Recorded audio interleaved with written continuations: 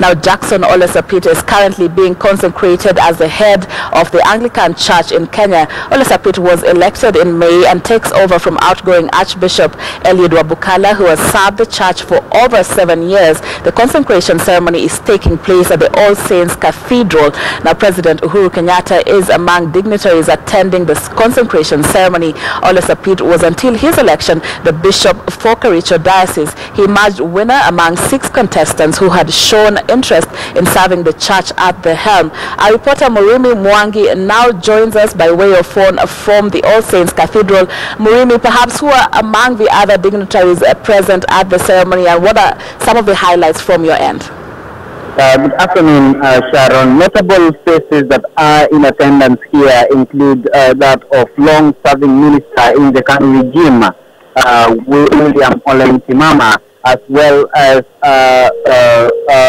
former or the presidential aspirant in Tanzania's recent elections, Edward Lowassa, and of course quite a number of serving ministers or cabinet secretaries in the current regime, notably Interior CS Joseph Nkaiseri, as well as Deputy President William Ruto. It is quite a critical function for the ACK Church, as now Jackson Ole Sapit becomes the country's 6th Archbishop, and possibly also the 4th Bishop of the All Saints Cathedral Diocese here in Nairobi. Again, remember, he has served in previous capacity as the Bishop of the Kericho Diocese and has quite a long-running experience in community affairs. And a part of his campaign manifesto, if you remember, there were 6 contestants that were eyeing the position earlier this year, was that of uniting the ACK Church as well as the church in general and the country. And he argued that his election being one from a small community, he has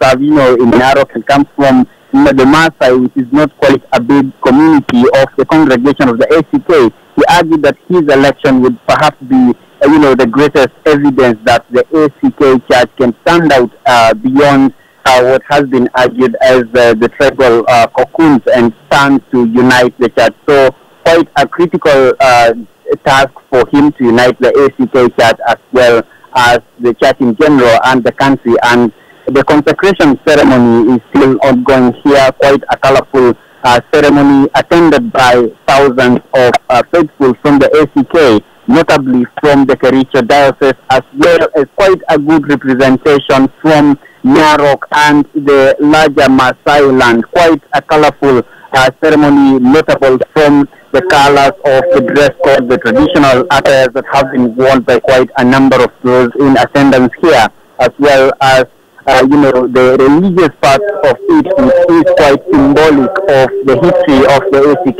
Church, as well as the mantle that he now takes over as the country's new Archbishop of the ACK Church of Kenya, Sharon. Right, Murimi, and at which point of the ceremony are we at now? Have we had the new Archbishop perhaps giving his address and stating what are some of his aspirations at the helm of the church?